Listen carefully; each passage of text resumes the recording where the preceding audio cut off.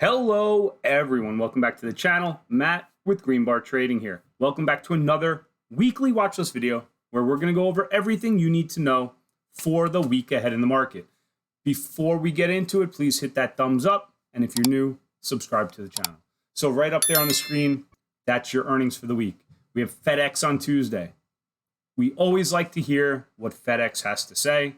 They have a very good feel on the economy, and the guidance is going to be important, all right? Not much else going by way of earning. All right, guys, now going over to the economic calendar, I first want to review last week. Last week was a very, very big week. With the economic calendar, we had CPI, we had PPI, we had the Fed interest rate policy decision, all just huge market moving items.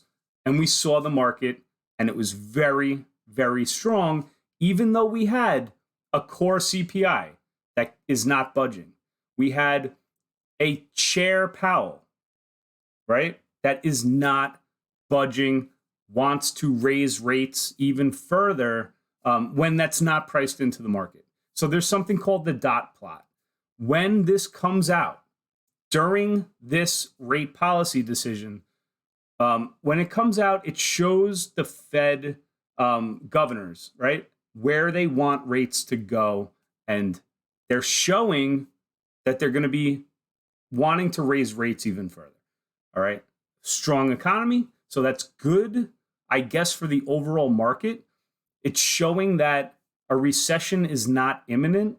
It's showing that the market and the economy and the consumer, the labor market, it's all very healthy. There's a lot of money out there. The consumer is still buying. Look at retail sales right here. 0.3% in May. The expectation was minus 0.2%. All right? Very strong consumer. It's just a very strong labor market. Jobs. People are making money. So they can afford to raise rates even further. They have that economy going for them. Now, raising rates eventually can cause some problems. So that's something that we have to be aware of. But that's last week. This week, we have on tap. First of all, Monday is the Juneteenth holiday. All markets will be closed on Monday. So enjoy the 3-day weekend. Tuesday, you have New York Fed President John Williams speaking. On Wednesday, you have Powell testifying to the House. He's also going to be back to testify to the Senate on Thursday. These are the things we need to watch Wednesday and Thursday with Powell and what he has to say. Is he going to continue that hawkish tone, right? They see the stock market. They see the very robust consumer. They see that the core inflation is not going down. The only way for that to go down is for people to start to save some money, realize, you know what, maybe I shouldn't be spending money out. Maybe I shouldn't be buying this or that. And that's how they can, bring down that core inflation. But until that happens, it's a very, very strong consumer, very strong economy. But that's good. So that's what we have for the economic calendar for the week. All right, so now going over to the SPY. This is our compass. This is the best thing to look at to determine where that market might go, right? So this is what I'm seeing. Now, everybody's different. Everybody can do technical analysis. They can use indicators, trend lines, whatever you want to do, whatever tends to work for you. But this is what works for me, using the 50 moving average, the 20 EMA, the 200 moving average, and then looking at volume, looking at the RSI. These are things that I look at to determine possible direction shifting. All right. So what we saw on Friday was this channel that the market has been in since the October lows.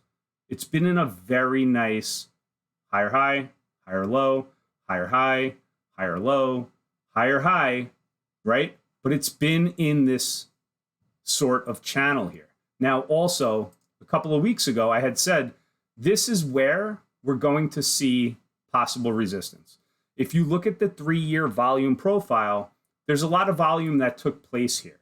It also is where this trend line goes, right? So on Friday, you saw, I mean, basically to the penny, that trend line was in effect.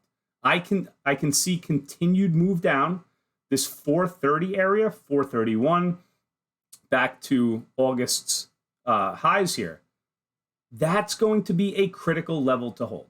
So this 431, 430, and then you have this 20 EMA down here. That's the possible area that I'm expecting to see a bounce if it pulls back to. If it does bounce, you're going to be in for a really nice summer. If it doesn't bounce and it breaks here, there is a lot of support down below here. I'll just show you guys on the volume. This really big levels, right? So you have this 410 to 420.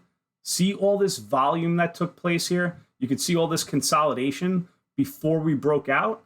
Well, that's now going to act as support, right? But we're at 439 on the SPY. There's a long way to go down, and you would still be in an uptrend for the year, okay? Keep that in mind. Just because the market pulls back, if it does, that doesn't mean that the market's weak. It's just doing something natural and normal, right? When the RSI gets overextended on the SPY, most of the time you will see the market pull back, right? RSI got very overextended here, very overbought. The market pulled back. It's getting to, it's there right now. Then the market pulled back. Will it continue to pull back?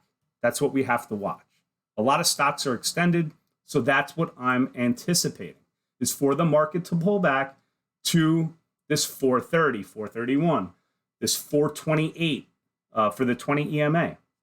That's what I'm looking for, okay? So that's the SPY right there. If we look at the QQQ, this was another area here where we said this could be resistance, right? And it started to pull back, tried to break out, and then on Friday opened up at the highs and basically closed at the lows for the day. All right. The RSI, I'm sure you know by now, is very overbought. A lot of stocks here are very overbought. And what I see, and it would still be in an uptrend, is for this market to pull back, right? The 20 EMA has acted as support. That's the first area here that can happen. That's at 352.39. We're currently at 368. All right. And even if it did pull back all that way, you'd still be extremely in a strong market. So I do see some downside. And I think it's going to start happening, especially with that volume that we saw on Friday, right? That was a distribution day, heavy volume. The market was down over 0.2%. That's a distribution day. That means that there was a lot of institutional selling. Maybe that selling is going to continue, right? So that's what I would expect on the QQQ and the SPY. Okay, so a couple of things to look at here. I have AMD up on the screen. Now, once it broke this, we were really, really extended, but once it broke this uptrend, now it's consolidating, right? It's consolidating. There's been a lot of selling going on, but this 116 area, 1 to 117, that is your area to watch. If it breaks that, you have this gap down right here to the 110s. If it doesn't, look for a bounce over here at 116. But this is what I'm looking at for AMD. All right. On the daily, I want to just see the RSI. You can see here, I'm just going to zoom in. You can see that the RSI has been making that lower lows and lower highs, even though AMD has been going sideways. So this is not a good sign for AMD stock. So I could see this breaking down the 116 eventually, and then coming down to fill that gap.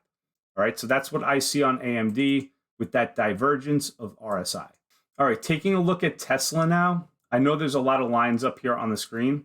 If we look at this on the 3-year, 1-day chart, you can see this trend line that I drew. That's where it started to act as resistance. Also, the gap fill back here at about 262, and then 265, 266 up here, right? We closed that gap. But what we saw was we pushed through that day on Friday and then came back down a little bit. So I would watch Tesla. Tesla is either going to break all this resistance or it's going to pull back. I tend to think that it's going to pull back.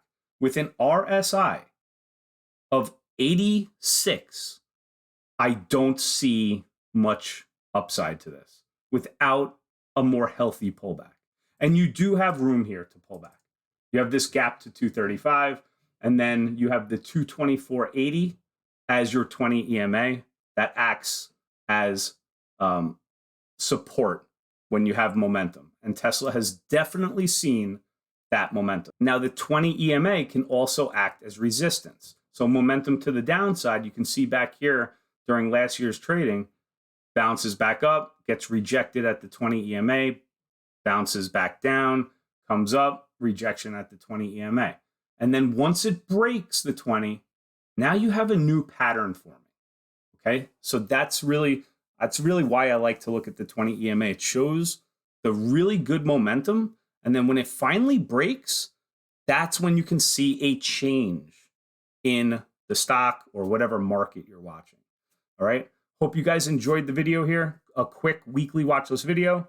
Hit the thumbs up, and I'll see you on the next one. Take care.